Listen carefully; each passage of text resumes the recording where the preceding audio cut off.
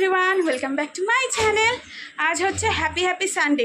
কিন্তু হ্যাপি হলে হবে কি, ঘুম থেকে উঠেছি 6:45। আমাকে মিথ্যে কথা বলেছে আমার শাশুড়ি, বলছে 7টা বেজে গেছে, 7টার বেশি বাজে। ওইটা শুনে ধরপড় করে উঠেছি, কারণ আজকে আমাদের একটু বেরোনোর আছে। তো কোথায় যাচ্ছি কী যাচ্ছি সবটাই তোমাদের সাথে শেয়ার করবো। সকালে উঠেই আগে স্নানটা করে নিয়েছি, করে গোপালকে তুলে সবাইকে পুজো টুজো দিয়ে, যারা রয়েছে এখানে সবাইকে পুজো টুজো দিয়ে নিয়েছি। এখন খাচ্ছি চা, কর্তামশাই বানিয়েছে। চাটা খেয়ে ঝটপট করে হব রেডি। তারপর কোথায় যাচ্ছি, কেন যাচ্ছি, সবটাই তোমাদের সাথে শেয়ার করে নেব।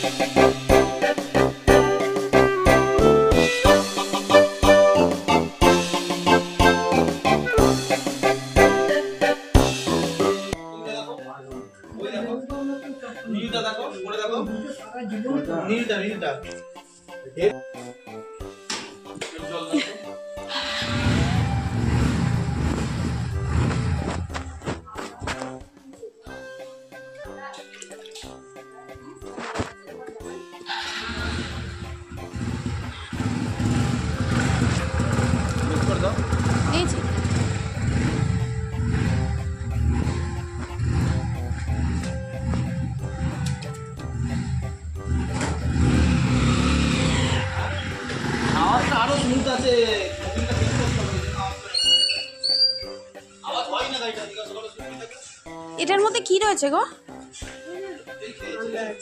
ও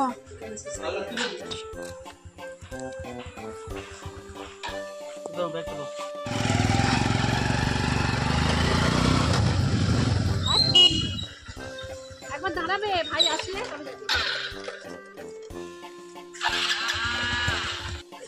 ও বাবা, খুঁজে পাওয়া যাবে না।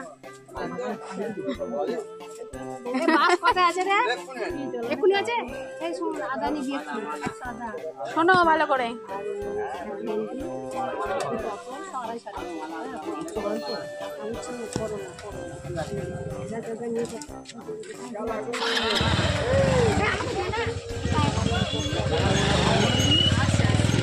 নেবে না পায় না নেবে। আচ্ছা তুমি কি নেবে এখান? ওটা ভেতরে ঢুকে কি হচ্ছে?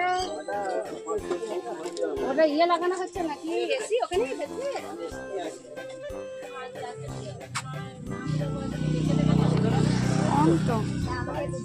কর্ন, ওই ভুট্টার দানা।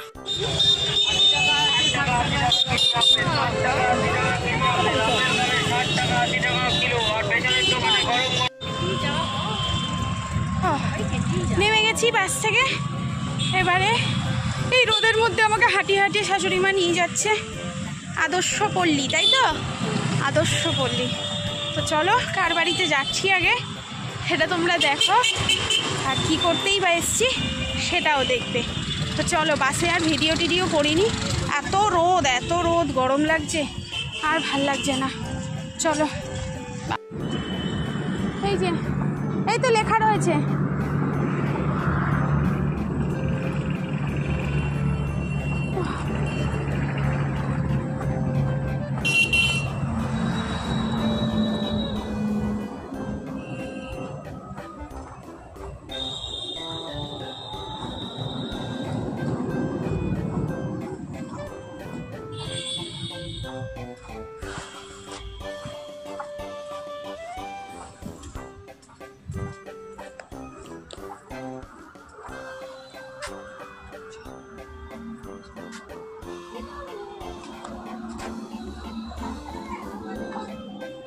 বাড়ি জানো তো, তাও জানো না?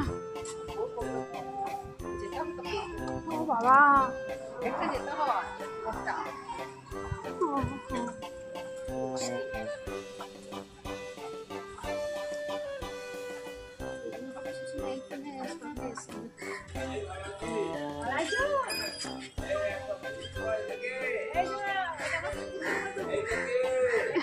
মা বড়। হ্যাঁ হ্যাঁ হ্যাঁ। ভালো আছেন তো? কে হচ্ছে না তোমাদের দাদু? ও দাদু। আচ্ছা, শেভিং করছে, করুক এখন। এই বাড়িতে একই রকম তো। হ্যাঁ হ্যাঁ হ্যাঁ, কোনটা বাড়ি বুঝতে পারবে? এইটা কত হচ্ছে? ওই যে নাম লেখা রয়েছে তো আর এটা এখানে, দেখি এখানে নাম লেখা নেই, অন্নপূর্ণা কুঠি।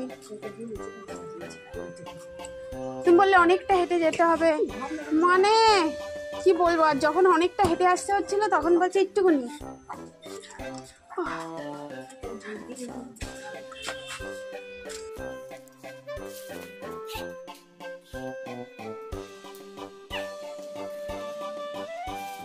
কই মাসিমণি কই?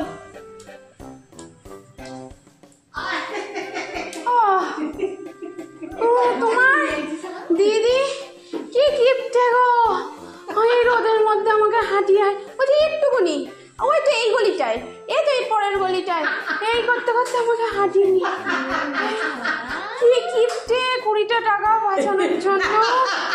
মানে বৌমা না, বৌমাকে জ্বালাতে পারছে না তো, এমনিতে কাছে পাচ্ছে না, এই সময় ভাবছে জ্বালিয়ে নি। তো ভারী দেখ তুলে দেখ, তাও দিইনি।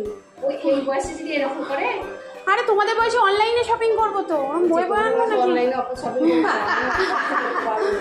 ভালো আছে তোমার ছেলে? হ্যাঁ ভালো আছিস? হ্যাঁ, আর বলি না, পরে দেখ না।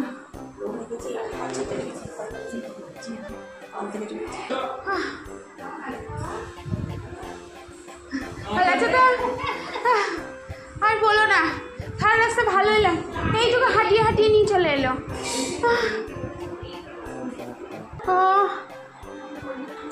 আরে আজকে রোদটা, তুই এরকম বানিয়েছিস, আমিও বানিয়েছি এরকম। মা আমারটা দেখেই আমাকে বলছে কি মাসিমণি এইবার গেছিলাম আকুইতে, হ্যাঁ।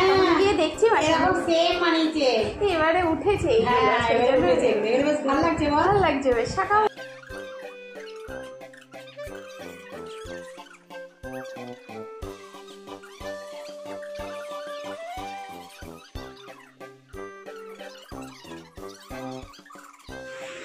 এসে চেঞ্জ করে নিলাম।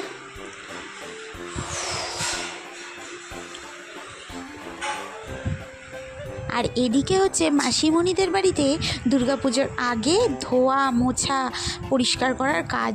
তো এ পাশের রুমটাতে আমরা এসে বসেছি, ও পাশের রুমগুলোতে কাজ হচ্ছে। আর এদিকে মাসিমণি ব্যবস্থা করছে সকালের জলখাবারের। তো সকালবেলায় আমরা যেহেতু এখানেই আসবো বলে আগে থেকে বলে রেখেছিল মা, তো মাসিমণি কিন্তু রান্না বান্না জলখাবারের ব্যবস্থা সবটাই করছে।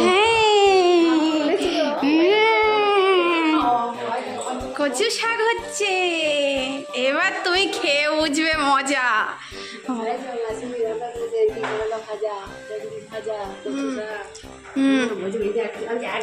না, কচু শাক খাওয়াচ্ছে, খাও, খেয়ে দেখো।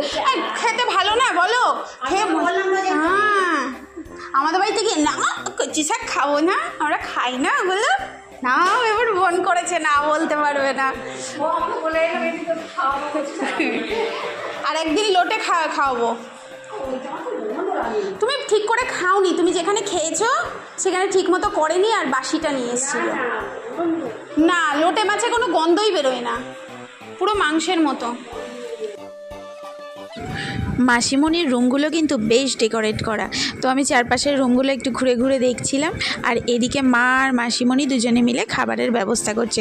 খাবারের ব্যবস্থাতে আমার পছন্দের মিহিদানা দেখেছো কতটা পরিমাণ করে রেখেছে। তাছাড়া রয়েছে চপ আর মুড়ি তো থাকবেই, বর্ধমানের ব্রেকফাস্ট বলে কথা। সাথে রয়েছে শসা পেঁয়াজ, সমস্তটা দিয়ে চটপট করে ব্রেকফাস্টটা কমপ্লিট করে নেব। কি বললাম, একটু শপিং করতে টুকটাক। তো মাকে ভাই দিতে গেল, জন্টি ভাই মাকে দিয়ে নামিয়ে দিয়েছে, আমাকে আবার স্কুটিতে করে নিয়ে যাবে। এই রোদের মধ্যে না হলে যাওয়া অসম্ভব ব্যাপার। ও হ্যাঁ, হেলমেটটা রাখো, যদি ধরে অবস্থা হবে।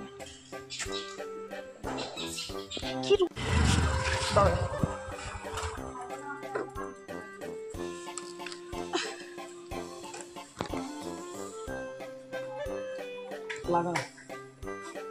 টাক ফেটে যাবে।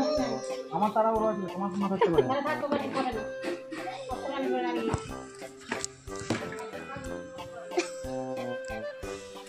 রবিবার দিন আমার তো কাজ করে চলবে না, আমাকে সারাদিন কাজ করতে হবে।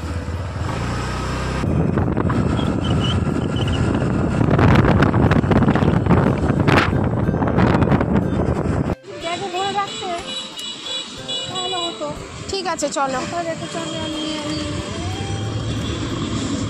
এবারে বাসে উঠতে হবে। বাসে গেলে একটু কাটি।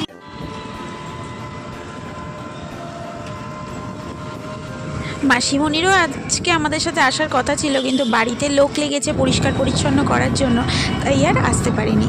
তো ভাই এসে তো দিয়ে গেল, এরপরে আমরা টোটোতে উঠে একদম ডিরেক্টলি যাচ্ছি বাজার কলকাতা। আর টোটোটার অবস্থা দেখেছো, সামনেটা কিন্তু কাঁচ নেই, মানে জীবন হাতে নিয়ে চলার মতন। তো চলো কি কি শপিং হয় তোমাদের সাথে চলে শেয়ার করি। এটা কি রাখা যাবে তো?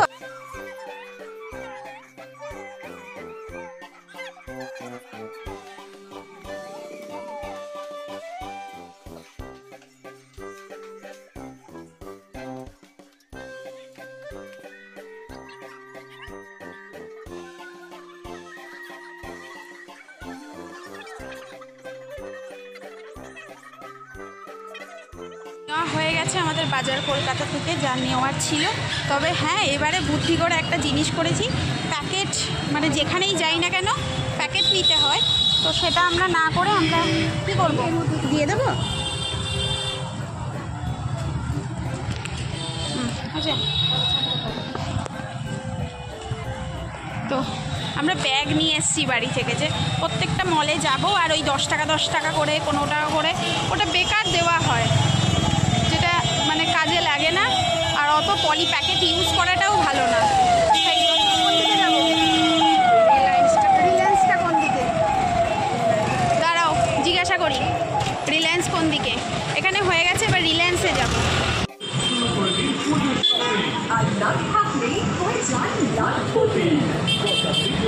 কি হয়েছে? রিলায়েন্সে যেতে যেতে মায়ের মনে হয়েছে যে একটু এম বাজারেও ঘুরতে যাই, তাই জন্য। এটা কি লক করতে হবে? লক করে দিন।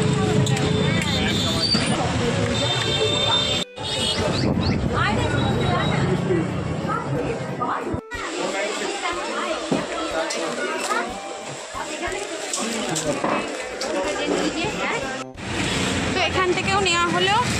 এম বাজারে ঢুকে ভালোই হয়েছিল, কালেকশন ভালো ছিল। এবার আবার যাচ্ছি রিলায়েন্সে, আর চড়া রোদ।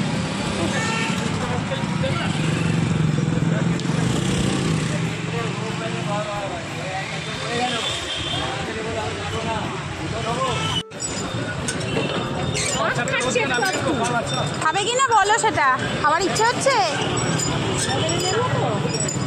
ইচ্ছে যখন হচ্ছে দাও, 2 গ্লাসই দাও।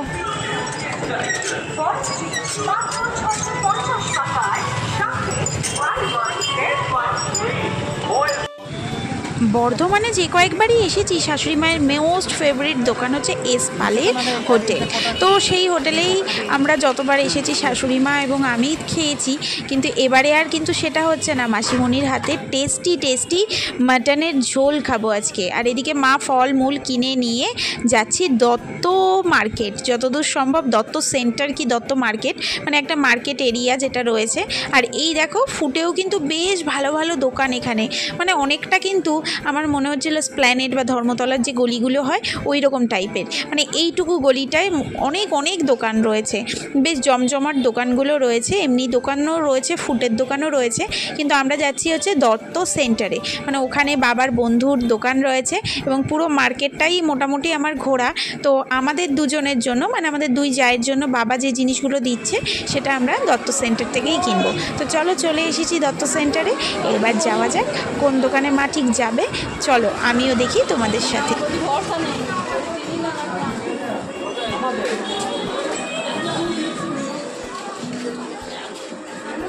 কে এসেছো তোমার পরিচিত দোকানে? এই তো আমিও এসেছিলাম 2 বছর আগে, মনে আছে?